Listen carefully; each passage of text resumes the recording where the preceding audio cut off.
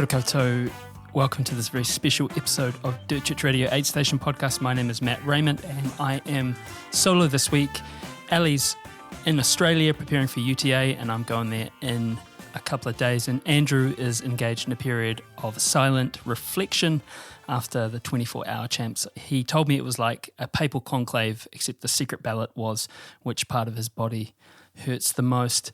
We're recording this episode the day after Mother's Day, so we just wanted to shout out to all the mums out there and the aunties, nans, stepmums in maternal roles.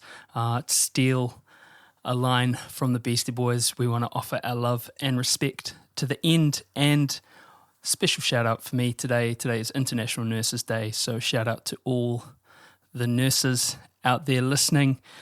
We have a unique ability to make sense of and bring humanity to a nonsensical and inhumane health system, and I'm so proud to be a nurse, and I know every other nurse that I've spoken to is proud too. So again, love and respect. But this week, bringing to you a real special conversation and a timely conversation and a big conversation between Ali Pottinger and Hanny Allston. Now, Hanny was on Dirt Church Radio 121 way back in 2020. She is an elite athlete based in Tasmania, was based in Tasmania, owned Find Your Feet Outdoors. She's an author, Finding My Feet, which is a powerful memoir which delved into lots of topics, including her body image, mental health, and bullying, which we don't often talk about in this space. But this conversation is one that talks about motherhood, and it talks about the challenges therein. So navigating what it's like to be a high achiever, elite athlete, mover and shaker in the space, and balancing that, if there's even such an appropriate word, with pregnancy and motherhood. And just a heads up, this conversation does deal with perinatal mental health issues. Enjoy. All right, welcome to another episode of Dirt Church Radio, and today I am joined by the wonderful Hanny Allston. Hanny, welcome back. You've been on here before, but obviously we just found out it was December 2020, so quite a lot's happened since then. Yes, yeah. I mean, it feels like a lot, and yet probably looking in from the outside, it's so little. But it's so wonderful to be back here and to be able to sort of talk about the journey over the last sort of 4 years, 5 years or so. Yeah. So I'm going to introduce Hanny for those of you who don't know her. She is, I don't even know which order you put this in. First of all, a mum now and a partner and an elite athlete. So she's got, I was looking at your credentials, Hanny. There's too many to name, but she was the world orienteering champ, held the record for 6-foot track. In 2016, she was Surf Coast Century 50K record holder in a time of 3 hours, 40 minutes. So fast.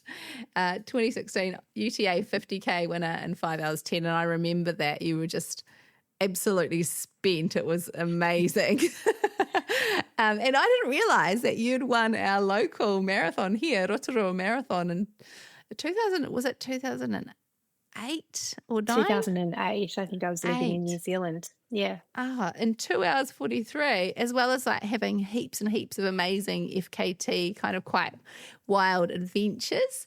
Hanny also plays a role at the IOC. Hanny, can you talk to us about that? Well, I don't yet. Okay.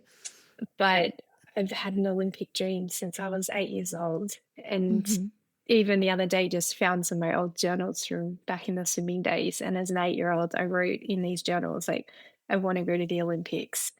And I can still remember like lying in my single bed at night and looking. We lived on a farm and you could just sort of make out the outline of the hills. And there was a farm up on the top of one of the hills that the lights looked like the height differences of an Olympic dais. And so I think that dream has kind of always been with me. I got close to it when I was in 2011 working at the Australian Institute of Sport in the lead up to the London Olympic Games and Paralympic Games. But a lot of time has passed, but nearly 30 years on, I've decided to relocate over to Switzerland. We leave in 5 weeks. Oh, I laugh. I've Oh, got so much to do in the next 5 weeks. But, sorry. to study my advanced masters in international sports management and technology. But I guess the key piece here is that it's the only course ever founded by the International Olympic Committee. And Lausanne is also the home of the International Olympic Committee and almost all of the international sporting organisations and companies working in the private sector. So they choose around 30 students from around the world. It's very multicultural and taught in English. So I'll be spending about a year and a half studying the course and actually on scholarship, which is phenomenal. With this, I guess, this Olympic dream burning in me, that I would love to not only experience what it feels like to be a part of the Olympic movement, but also because I have this really strong feeling that I need to make a difference to athlete well-being, but on a stage bigger than just in a one-to-one sense, in the way that I've worked for many years now, and but more sort of like on a global scale, because I've always held this belief that well-being underpins performance. I haven't always got it right. I absolutely admit to that, but that when we now look at what athletes are experiencing on a global stage, we cannot say that the well-being platform is equal when you come from Australia or New Zealand compared to athletes from poorer nations, such as in Africa. So Mhm. I guess it's a big dream. Maybe it's just a vision, but I sort of have this really deep desire to help support the movement of well-being globally. And so we'll see where it leads. But yes, It's it's a chapter about to open. it's exciting, and I can imagine that there's probably a lot of question marks around it, like how do I do this, or how do I work Mm. with people to do this? And do you have any ideas about where you want to head with it, or Uh, how? yeah, so I'm a what if, like, blue sky thinker, always have Hmm. been. Put me in a room of, like, in a boardroom, and I can often feel like a zebra in a room full of palominos. But I think, where this dream has come from was I actually did apply for this course when I was working in Canberra. I Hmm. really enjoyed my experience working in the elite athlete sector, although obviously, with the way that I've gone in business, I also felt like a lot of that elite knowledge of performance was trapped in the performance sector and didn't filter down into the recreational field. But then Hmm. my husband and I, it's a really difficult course to get into, and I thought, again, like, why me? What are the chances? And at the same time, we also had a vision for starting our business or expanding our business back in our home state of Tasmania. And so that was when we signed a lease to open our first retail store, sold our house, put all our life savings into that vision. And then I think it was literally like on the boat on the way to Tasmania, I found out from Lausanne that I'd been accepted into the course. This was in 2014, I think it was.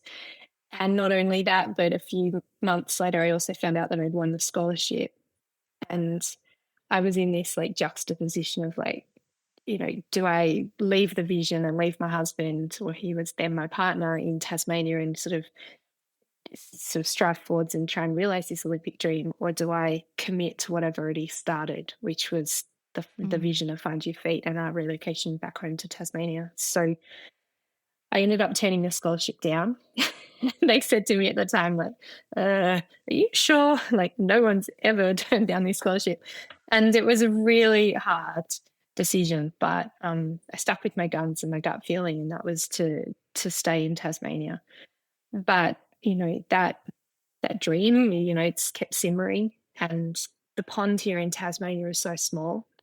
Being so blessed to call myself an athlete raised and sort of fed by the state of Tasmania, which I, so close to my heart. But I think to kind of realize these sorts of ambitions and aspirations, I think I need to be closer to the heart of it all. And I think what I've learned over time is that probably my greatest learnings have come from interactions with people.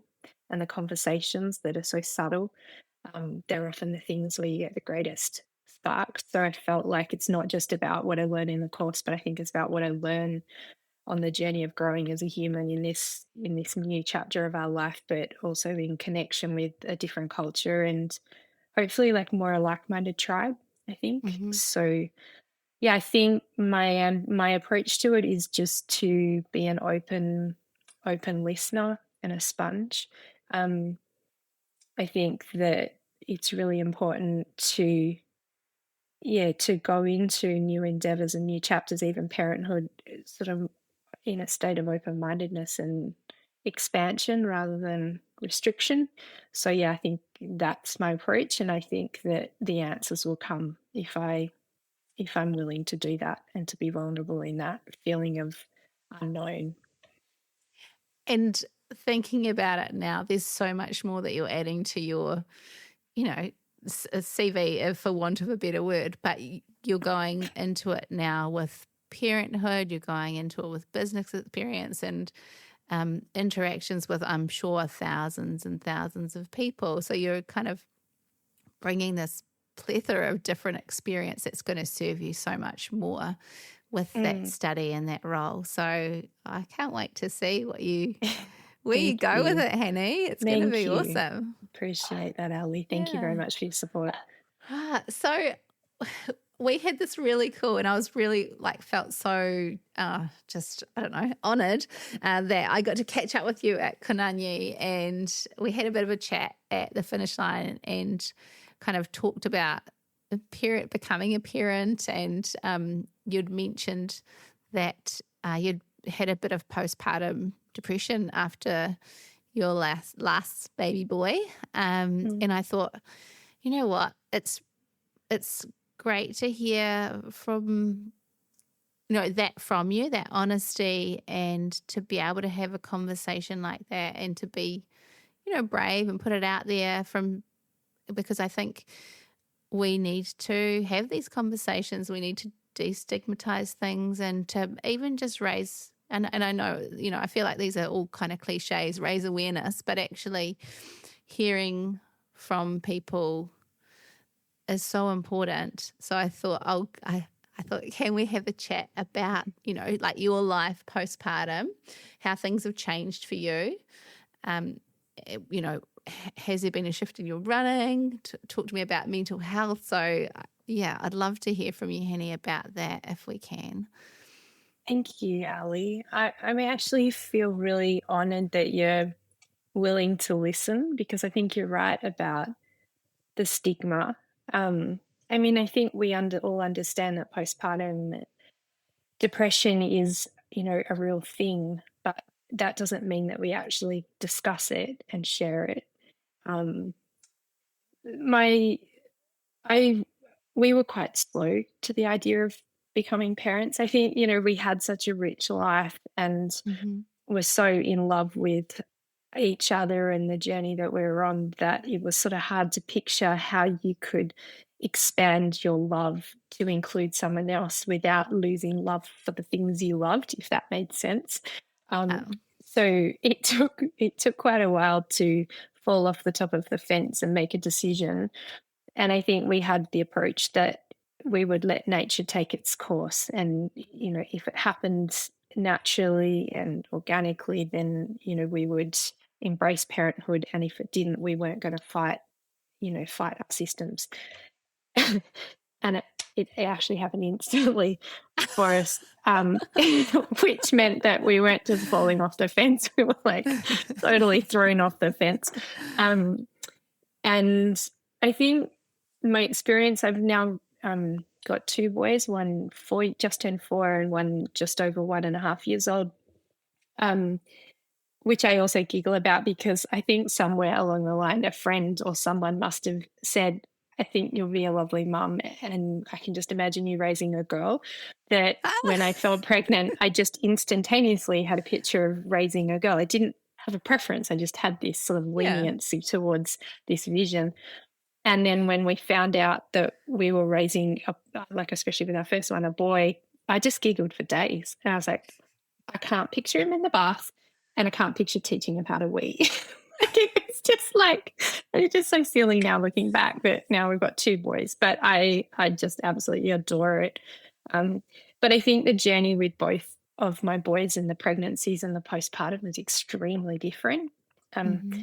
The first time around, is difficult because you don't really have an understanding of what you're going into. It's just like feeling your way forwards, and you're so in awe of kind of the whole experience of being pregnant and seeing this little thing grow inside you, and then, the birth and the postpartum experience.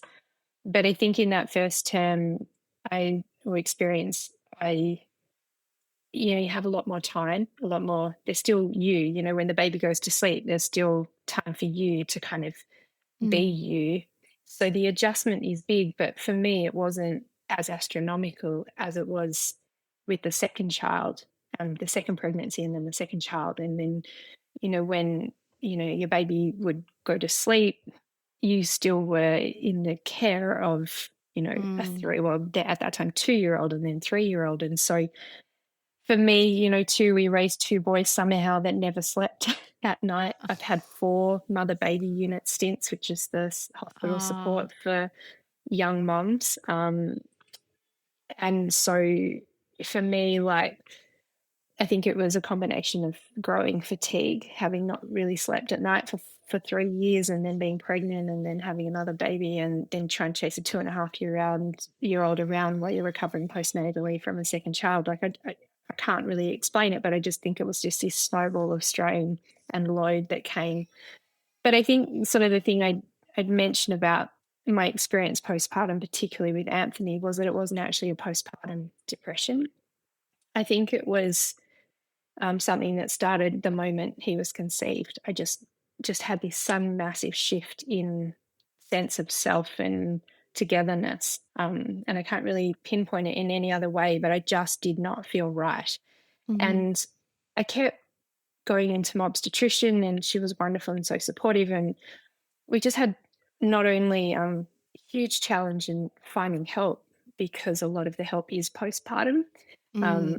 And getting access to psychology post-COVID became really difficult. But also, my own time, trying to do my own homework on it, I just really couldn't find anything about antenatal depression, which is real and is a thing. And so I guess at that sort of first pregnancy, I guess I dealt with it more about being me and finding me and the excitement of growing this child and raising this child. But the second one, I honestly just felt like I was drowning. I have very little memory of my first 12 months with Anthony, which was really hard. The bonding was a lot harder with Anthony. He was resuscitated just after birth, so it was also a trauma associated with that. And then it became this feeling of putting myself down, that I wasn't okay as well. So then feeling like I had to be okay, and then not being okay and had to be, and I just got into this spiral. So I've done a lot of work, and I'd love to say I'm great now. I think I'm on the way to being great. I'm still, I think, finding my feet again. I think what I've learned though in this postpartum journey was also the summation of life can also present itself postpartum.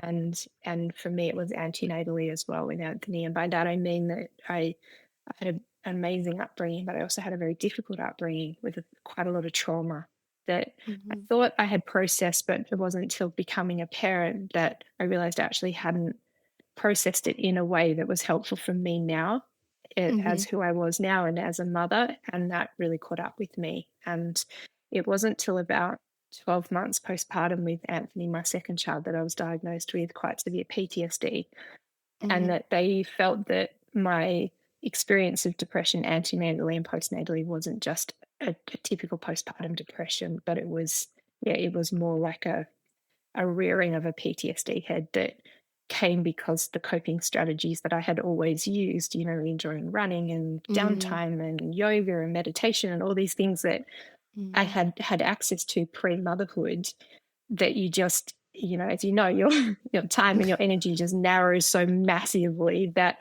particularly when you're sleep deprived, that these coping strategies no longer could serve a purpose, and therefore my mental state had slipped, which was really interesting. So I guess a long story, but I guess the summary of it is I'm so grateful for this Mm. experience because I think that I'm ultimately going to be such a stronger and I would say better human being for it because I Mm. will be learning so much more from the journey that I've been on and therefore applying that going forward.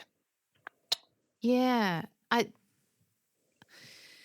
Because it will have always been there, but I can understand how that kind of running and all those other things can just help you keep your head above water, and without Mm, probably even realizing that that is what it is. But I'm also thinking, like we, historically people have said things like, "Oh, just think happy thoughts," or mm, that sort of stuff. But there's massive hormonal changes that take place, and it can feel quite overwhelming, right? When you're having these shifts and you don't feel right in yourself, but you don't know what exactly it is, but it just doesn't feel quite like you. mhm. Or, the things that are happening to your body don't feel like you or how you normally do. So I can appreciate that. And I think too, so did therapy help, like working with the psychologist, or what's kind of helped you get through this patch? Yeah, it's really, a really great question. And I love that. I love what you also say about all the shifts that you have to adjust to. Like you go, Mm, it's sort of like this going into it and a crescendo around pregnancy, but then there's this mm, whole, journey that you go on afterwards as well. And then you add another pregnancy and it starts all over again, but with like a different height profile to it all.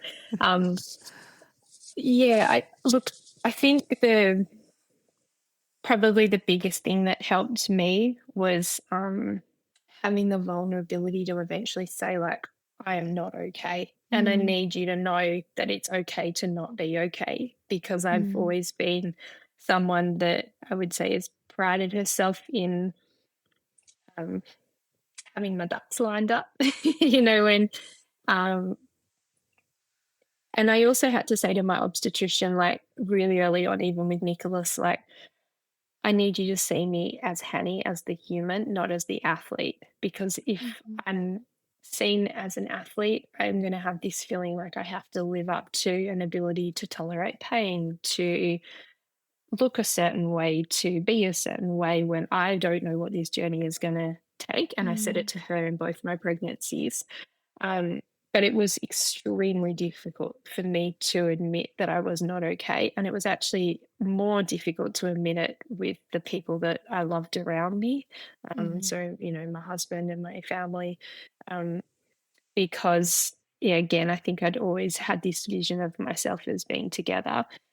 But yeah, now, like, the stints in the mother baby unit, the first two I did with my first son, who never slept at night at all, they they were easier in some ways because he was the admitted patient and I was the mother that came in to support him learning how to sleep, which mhm, didn't particularly work with him. He didn't sleep for about 3 years. And um but with the second son, um I had said to myself, like, I don't think I should go back or will be allowed to go back there because I've had a child. I know what to do. I have to do the work. I've got to make him sleep. And at that time as well, the big mother baby unit in Tasmania closed, and an emergency unit had been established in the Royal Hobart Hospital, which is a public hospital, but it had 2 beds.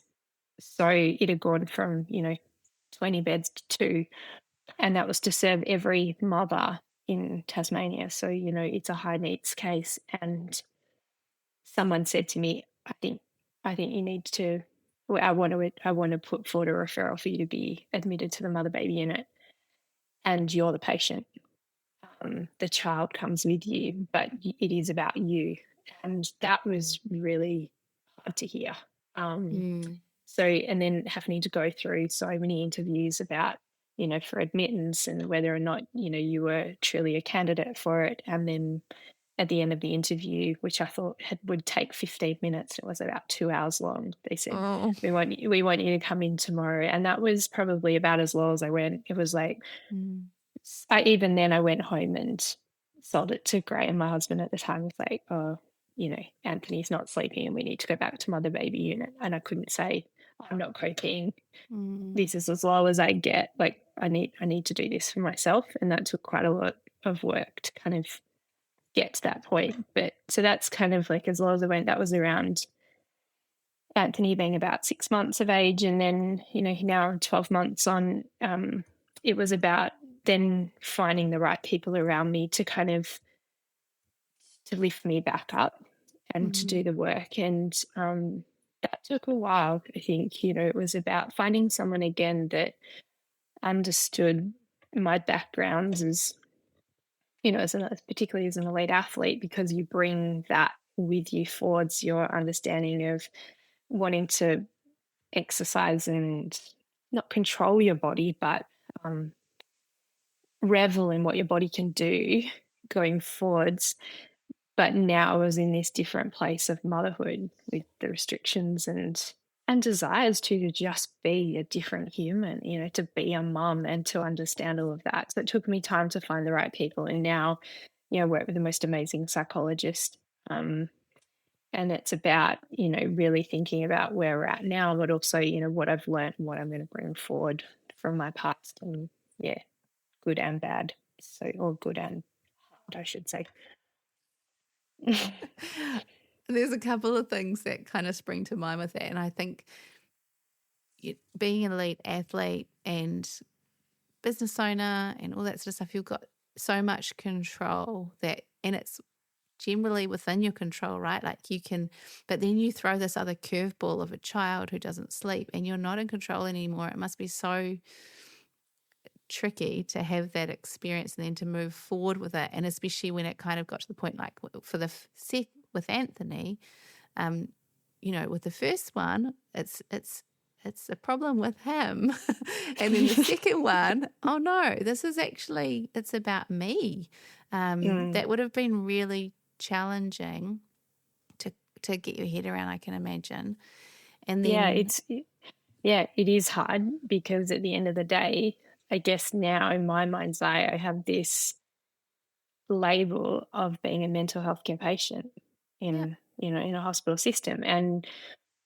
But I now I'm not seeing that at all as a negative anymore. Like I am immensely grateful for that experience. And I'm immensely grateful for the experience of pregnancy and postpartum. I've learned a lot too about the human body, and I now bring that into how I coach, into how I enjoy my physical fitness and well-being as well. So I think it's just had so many blessings that have come through it. And it's been extremely difficult in times, but it's also been so rewarding, and the rewards are definitely outweighing the challenges now for me. Yeah. I think it takes so much bravery to ask for help, like especially when you're somebody who's independent and driven, and to go, actually I need help, but I'm willing to work and learn. It's something that should be celebrated and something to be proud of, I think, but because probably a lot of people don't, and it's to their detriment. Or they seek help, but they seek it through similar channels or through the same identity of which they've always lived their life. So it's sort of like doing the same thing over and over and expecting a different result. So to me, every time I met with someone who potentially was going to become part of my support crew moving forwards, the first thing I had to say every single time is, I need you to just see me as Hanny. I need you to wipe the slate of like who I was or what I've achieved and how I've lived my life, because some of those things served me, definitely, but they're not necessarily serving me now. So we need to kind of start with who I am right now in these shoes. And that was when I started to feel like the progress was being made. And that's something I've brought through into my coaching now, is like, someone might come to me with a great aspiration, but the first thing I'm doing is like, who's the human at the heart of this endeavor, and how are they, what's their, what I would call wheel of life looking like? Are there broken spokes, or are they coming to me with a genuinely strong sense of authenticity and well-being. And I think if you get that bit right, then, the performance begins to be kind of a byproduct of that well-being state. And it begins about, adding the science and adding the strategies. But if you jump straight to the strategies and science and the goals, but the human at the heart is rocky, you begin to try and stick band-aids over gaping wounds, and that's kind of, it's just not a place that is sustainable in the long term. You might get some short-term gains, so sometimes you got to kind of rip off all the band-aids and go back to the beginning. And it's so amazing that work, just that true feeling of a butterfly being born, in clients, but also, I felt that in myself. And it's actually such an incredible feeling that I wouldn't want to go back to those dark places to feel that again. But it is a fairly amazing feeling of awakening. Does that make sense? Yeah, it does. And I've had similar with my coaching before, and thinking, why is this athlete getting to this point where it gets tough and they can't push on? But it's because they've got all this other history that needs dealing with. So I can try and give them sessions that could, create some resilience, but there's too much to deal with there. So then they got help, and to now see them being able to get through those tough times was really rewarding. But yeah, I can totally appreciate that. And I think it comes with that honesty and being holistic alongside the scientific approach. It's really, and that's where you'll bring so much to the table when it comes to that wellness perspective, because you see it all the time in different sports. Like, we've just had a big inquiry in Cycling New Zealand with the death of Olivia Podmore and things like that. So having a wellness focus or priority to sport internationally is so important. Yeah, absolutely. And I just think you can't always pick the people, like how someone is going from an external superficial level, probably until you've been in it yourself, and you get pretty good at reading between the lines of like, what are the tricks that are masks of strength as opposed to true strength. So yeah, I actually, in this, I think, you can talk postpartum, but it's so the same conversation really is preparation for athleticism. But postpartum wise, there'd been people that I had been friends with or had somewhat followed and connected with on social media, for example, that pre-pregnancy and children, seemed like genuine, positive, supporting friendships or relationships to have. But once I was in a postpartum state, I realized just were not great models of excellence for me. We all have our different needs as parents going forward, but for me, what I never wanted to do was to be in a point where I was putting my need for exercise and attainment and growth ahead of the development of my children. And I very quickly developed a belief in my primary purpose as a mother was to have strong attachment to my children. And that became even more relevant when Anthony came along, and I didn't get that immediate natural attachment to him. And so, yeah, I ended up like defriending and defollowing a lot of people on social media so that I reduced the noise content down in my brain and was able to really primarily focus in on the children. And in doing that, that one of the best things for me has just been a rebirth of what adventure means. Like pre-children, I sort of, there's been so many amazing experiences and adventures that I'd started to get a little bit of Groundhog Day creeping into sport and running and playing, and still kept starting to go, oh, what next? Where does this go? And it was getting a bit crazier and more remote, for example. And then the children came along, and suddenly the adventure muscle almost had to be completely rewired. And it became not about what can I do, but like what are we doing? And just this morning I was thinking about this in reflection to this podcast, and I was running down the road with a running pram, and this is quite a major road down off Mount Wellington that all the tourist traffic and tradies drive up. And there's a sort of fluctuation between being on a bit of trail or happening to be on the side of the road.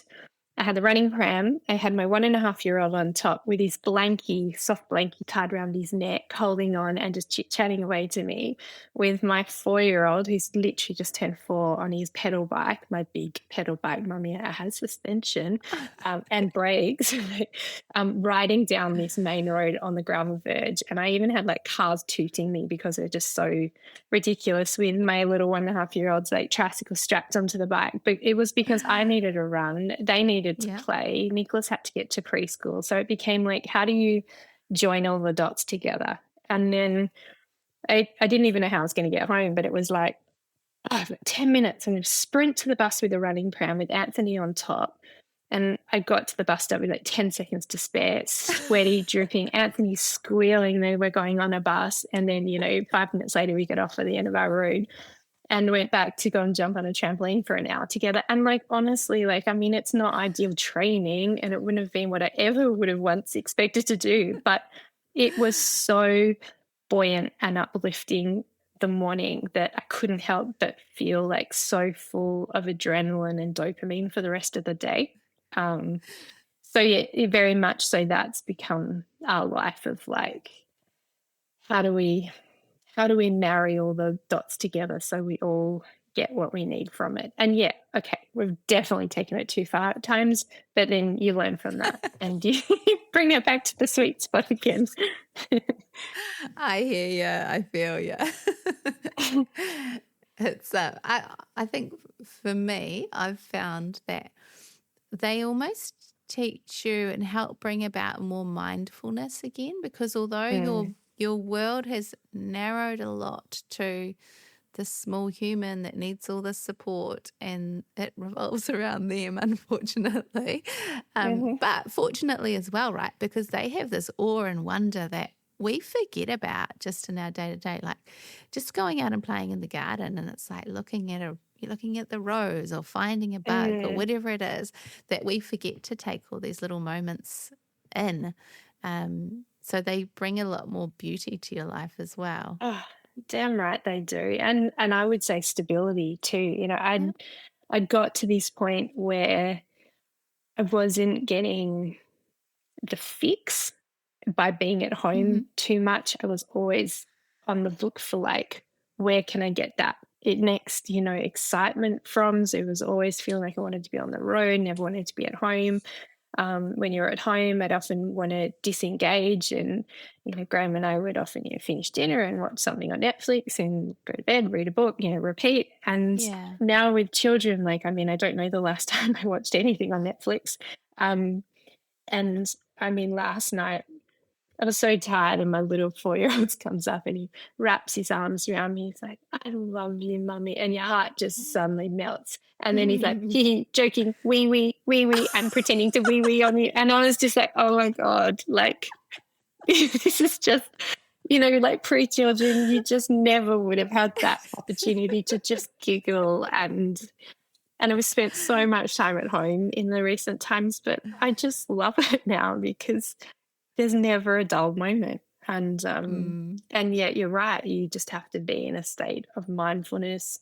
You have to be calm when their emotions are flying all over the place and you don't always get it right. But I think probably one strength that I have always had is an ability to reflect on what I would call not mistakes, but where I've fallen over my feet a little bit, and I have an ability to reflect and go, what would I do differently?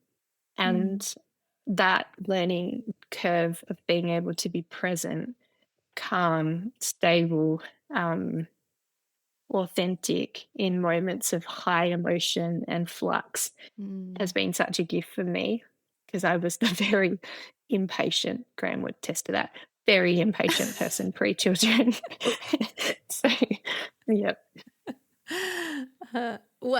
So I'm keen to hear, obviously there is a shift in what running means to you at the moment, but what hopes do you have for your running with the future? That's a really good question, and probably something I haven't really let myself really go there yet. Probably because also I'm one of those personalities that once I get something in my mind, I'm like a bit like a bee in a bonnet. I'm like, got to get it done. I think for me, my number one priority at the moment is building wellness and rebuilding a strength, not from a muscular perspective, from a holistic, particularly hormonal perspective. You know, I've been in a state of like high cortisol drain and strain and needing to kind of almost recalibrate. And running needs to be a part of that. And I need to learn how to enjoy it in a way that isn't about straining and striving, but really enjoying. And I would have said pre-children that I had been at that place, but postpartum has just been such a big wake-up call to like, actually, no, I probably have always been in a state of really striving with running, even when I thought I was backing off. So I've actually got no goals with my running, although I'm trying to sort of find that sweet spot of physical wellness where I can still, be like, I'm just going to put Nicholas on the bike and we're going to run to that friend's house, an hour away or something, and he's going to ride and I'm going to tow him on the uphills and have that fitness and strength that I can really enjoy that adventure, but without feeling like, okay, now what's the next running goal? I think long term though, one of my greatest ever experiences was my multi-day running mission through the Pyrenees, where I ran from the Atlantic Ocean down to the Mediterranean Ocean over 3 weeks. So it was about 900 kilometers. And I just honestly, it was so life-changing as well. It's probably, other than children, probably one of the most life-changing experiences I've had. And I absolutely would dream to one day embark on another adventure that is of a similar caliber. And I also, though, in going to Europe soon, am really hoping to utilize that strength and fitness that's come from this journey and my running experience into other sports. And I'd really love to ultimately as well learn to ski, keep up with my children and my husband. So adding other sports, some mountaineering, some climbing into the equation as well. Yeah, but I'm also happy, Ali, to talk about some of the tricks that I found that have worked for me postpartum in exercise, if that's going to be of help to the conversation. It sounds like you've got a really good perspective on how to move forward through this next phase of Hanny's sports, and which include your family and kind of continue to foster that love for playing in nature. And I hope that, I'm sure they will, but I hope that your boys really enjoy it too. I mean, how can you not, right? Like, they've got such a cool playground to be in at the moment, and an amazing one coming their way pretty soon. Yeah, thanks, Ali. We definitely got lots of challenges ahead. One being my 4-year-old, who's quite sensitive to his environment, going into public school, French-speaking Swiss public school in August, when he hasn't been at school, really properly yet. So that's going to be one of them. But also too, it's going to be a change of environment for me. And I've developed systems and routines in this postpartum journey that have really served me as well. I've had the challenges, but I've also found some wonderful things that work. But, to uproot yourself and move yourself to a new environment, it's going to be like another whole experience of learning what works and what doesn't as well over there. I was going to sort of mention like a couple of things though that I did learn postpartum for people that are coming through as parents about not sneaky shortcuts, but yeah, things that have helped me to keep a degree of fitness going through this journey. The first one is to mums and mums to be, definitely not to rush that postpartum recovery. I don't know about your experience, Ali, but with 2 children, my first, I would say I did definitely. I was in felt an urgency to get back to the trails and the mountain and the fitness and I guess the body that you had. Mm. And I don't think that served me at all. I think I had a much tougher time, even though the birth process was generally a bit easier with my first. Whereas the second one, I definitely took a lot more time and embraced just being with the child, but also, doing activities that were rebuilding and calming the nervous system down. And I think even though postpartum mentally I had more challenges, I think postpartum physically was a lot better recovery journey with Anthony. So that's probably my number one tip to begin with. But then, like, once that period passed, I had to do away with like rules that I'd had in the past, like I will never run on a treadmill.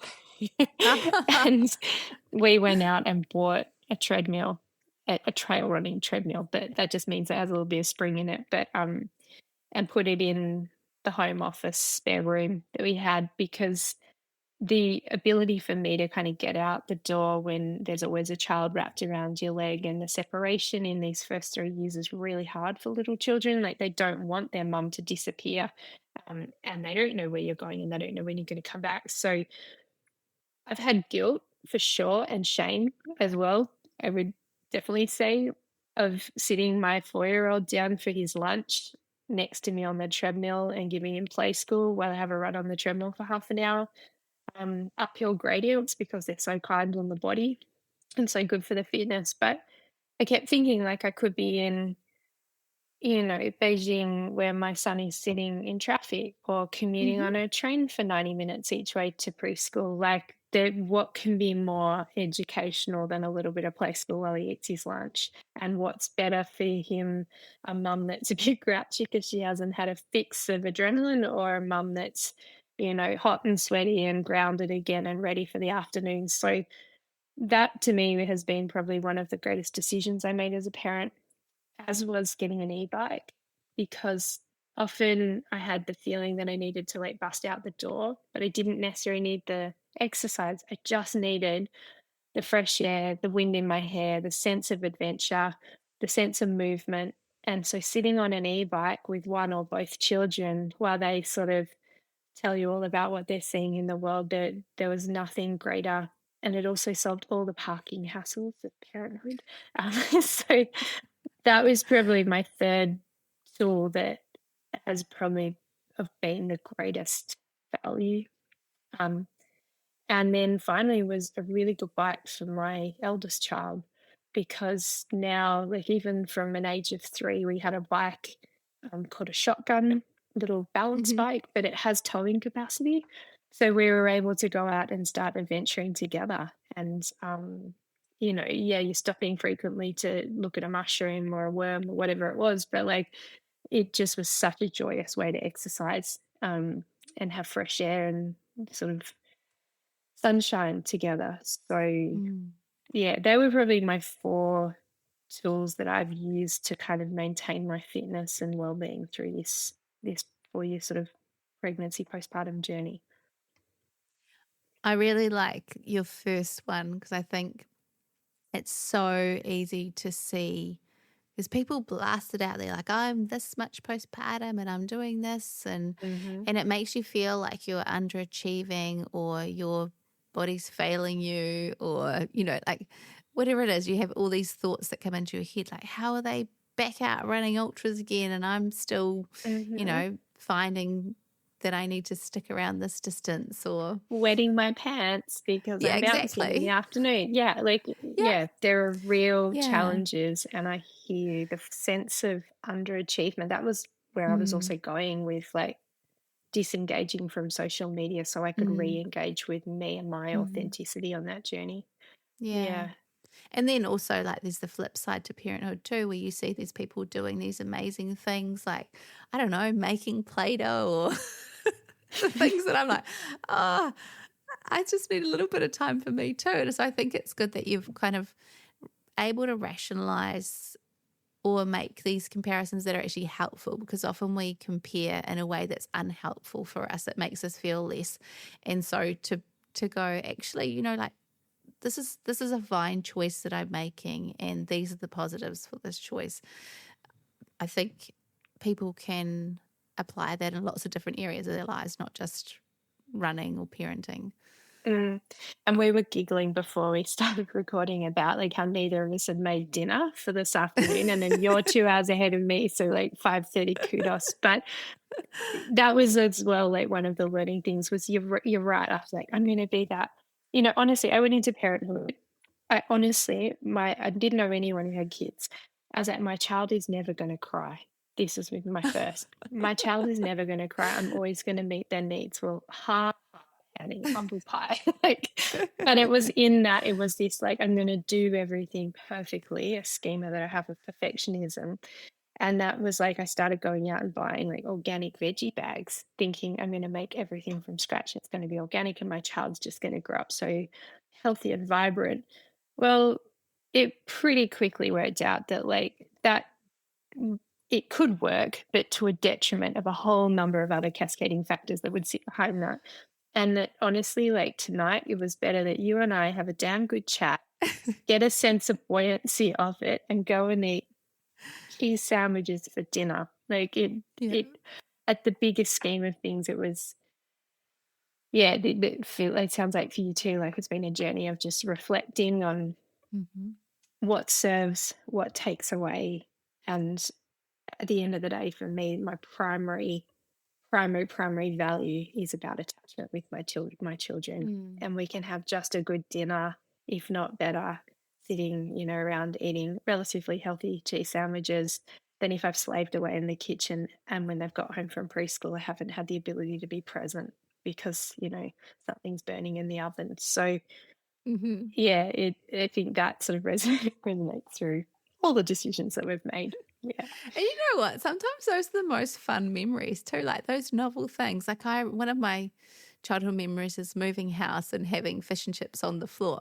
And it's obviously not an every night thing. And it's one of those things where you go, this is a big day. Let's just dial something out. And whatever it is, or call for help, or we can't be perfect all the time. It's just trying to do most of the things well. And it's not fair to our children to try to be role models of perfectionism, because what standard are you holding them to as well?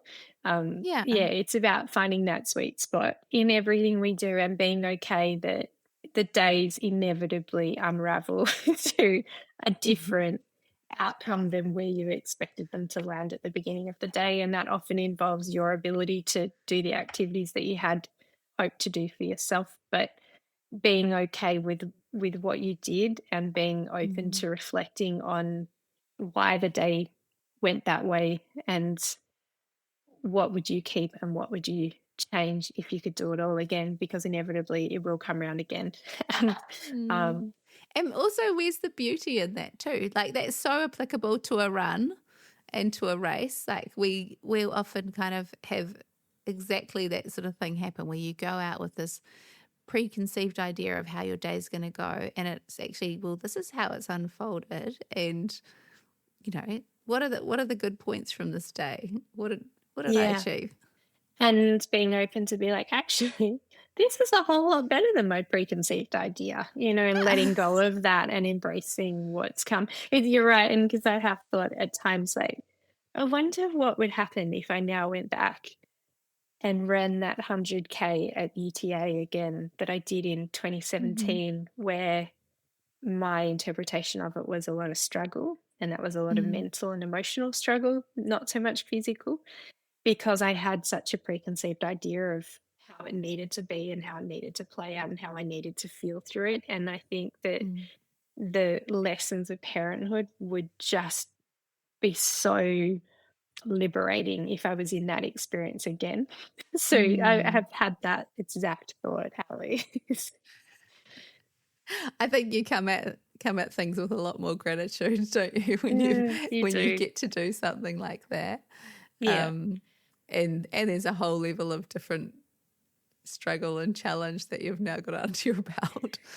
But I think too, one of the things that had held us back from being parents was so many people saying, "Oh, your whole life changes." Yeah. And I think we thought, "Oh God, we don't want our whole life to change." And I mean, yeah, I guess it does in so many ways, but it doesn't have to be like handcuff change. And last year we had this like Anthony had finally turned a corner with his sleep, and we had this desperate need to bust out. And we thought, okay, well, maybe we should go to Launceston, which is in the north of Tasmania by about 2-hour drive. And I was like, oh, I really want to be in an urban environment. So then it was like, maybe we go to the East Coast. And, the weather's terrible. And then it was like, maybe we'll go to Canberra. And then we're like, oh, the flights are just so expensive. And then it was like, maybe we could do Central, like one of our favourite places, Central, say, it's fly season. That's not going to work with children. Then I was like, maybe we'll go to New Zealand. Oh, the weather's really bad and the flights are ridiculous.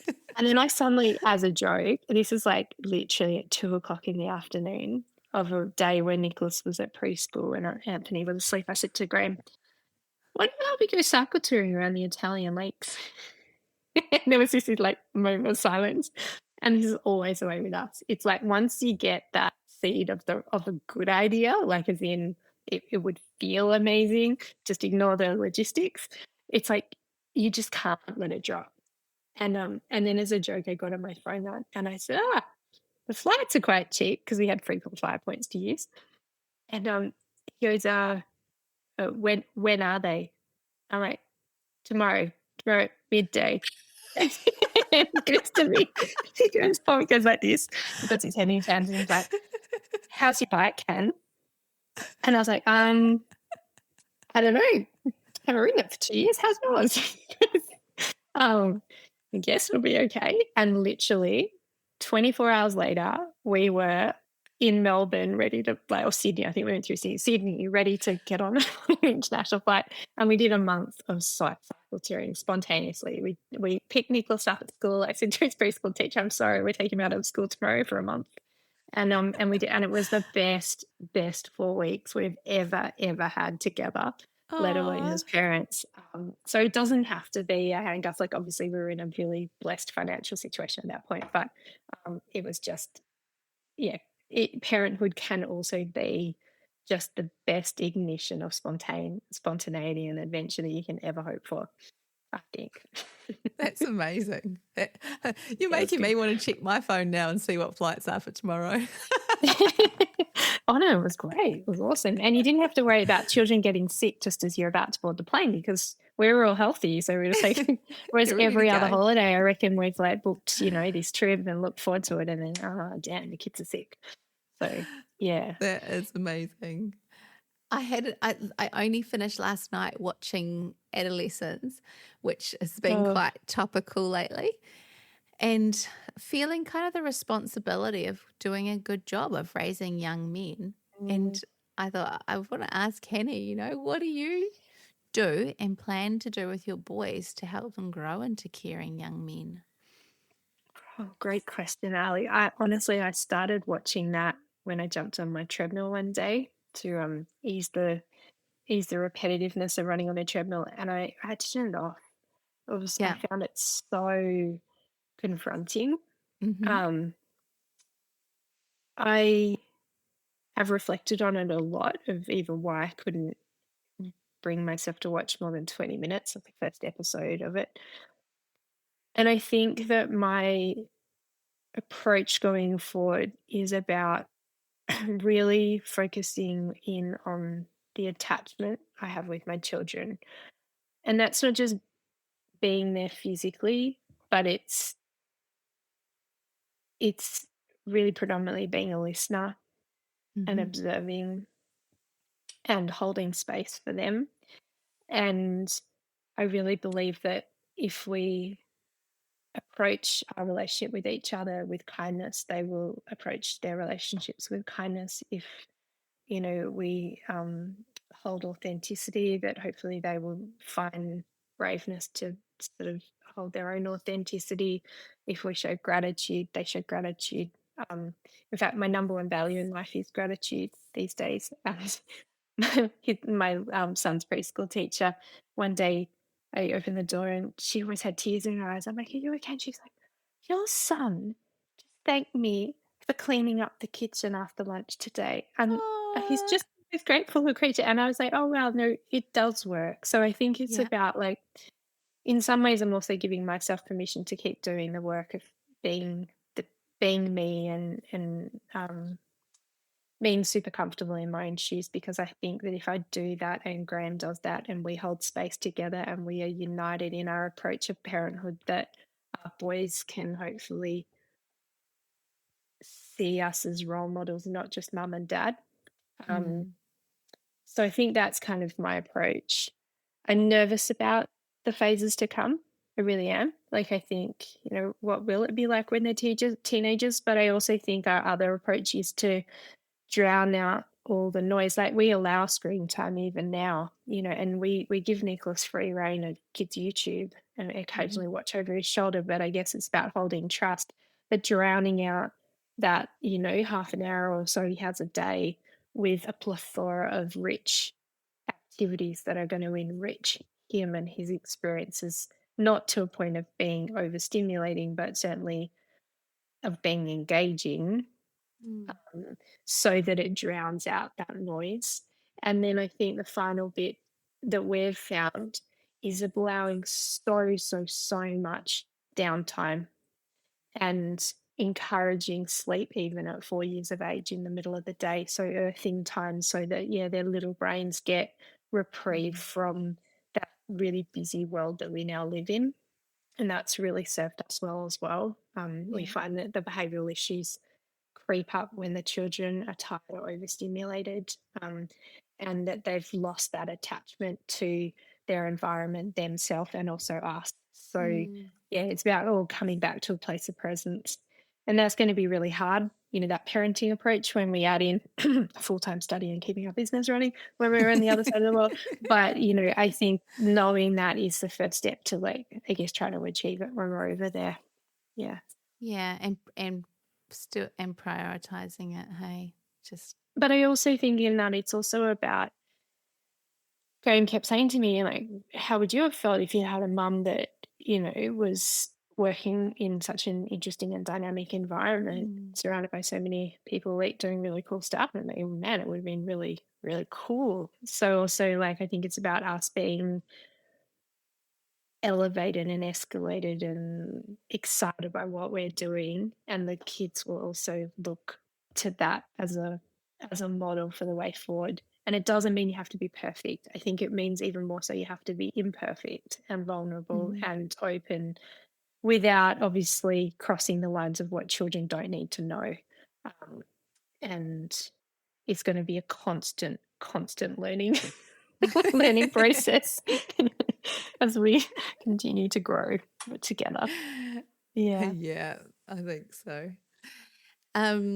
Another thing that I know that we're both passionate about is women in sport, and I'm keen to hear kind of what changes you've seen happen through your career and what you'd like to see.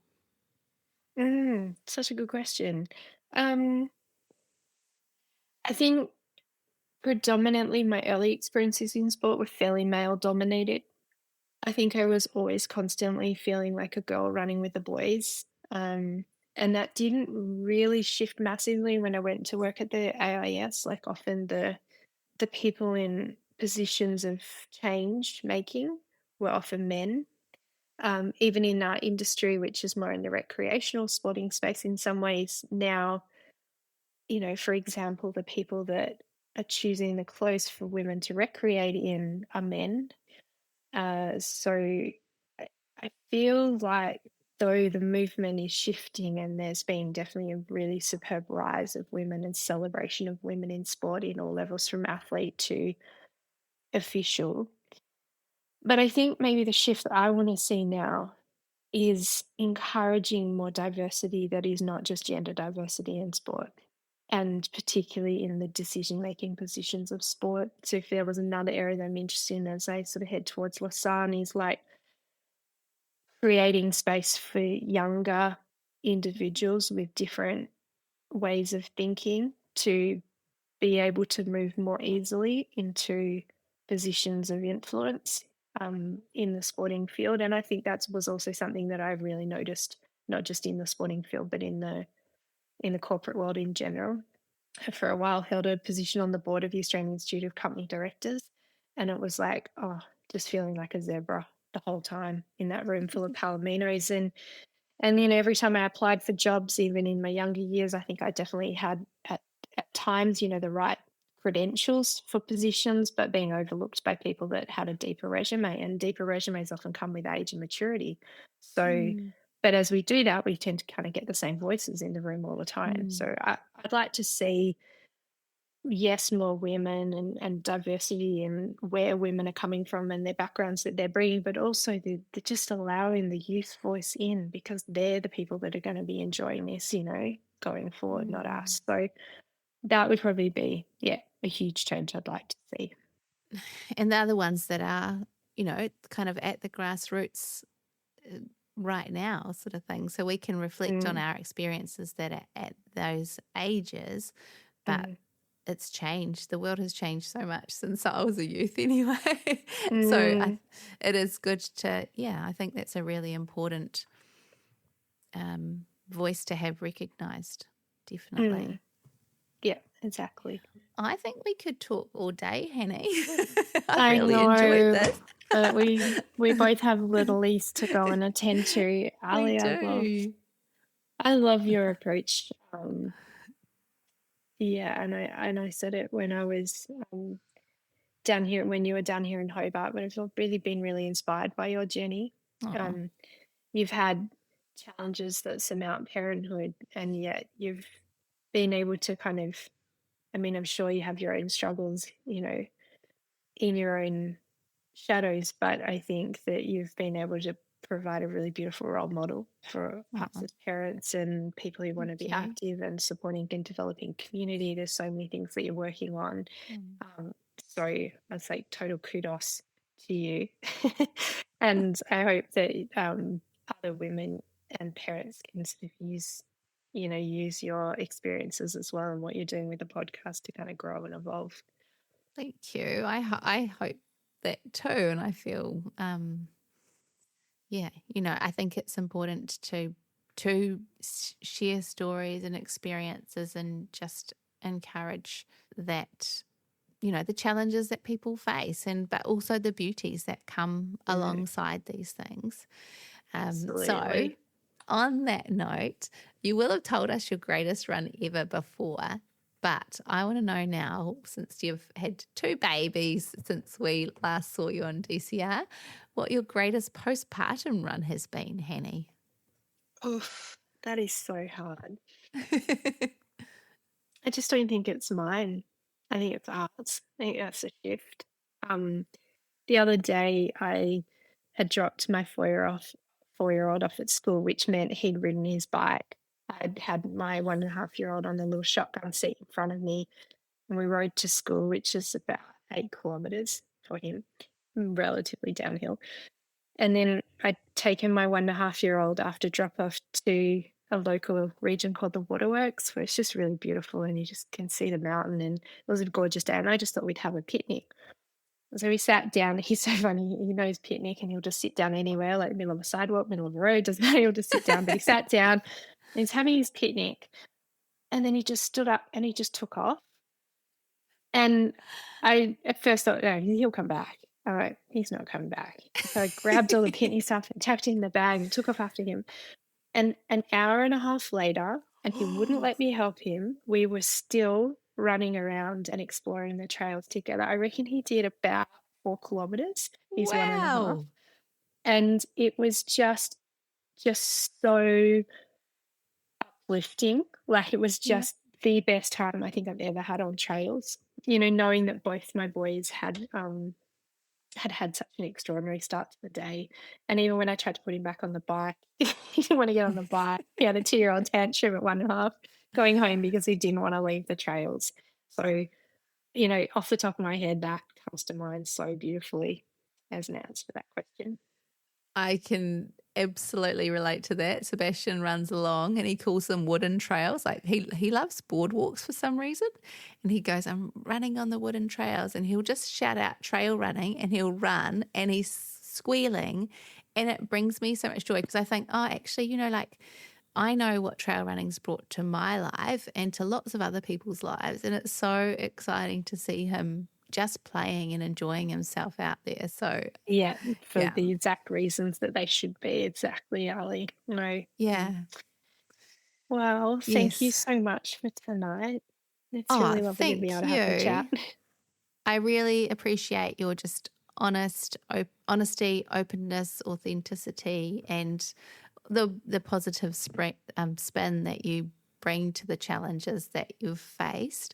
Thank you. Yeah, and being such a high achiever and being brave enough to recognise that this is a tough time and I need other help is so incredibly brave. So thank you for being so open and sharing all of that and letting us into what's probably been quite a tough part of your life, but also a really great opportunity for change too, right? Thank you, Ali.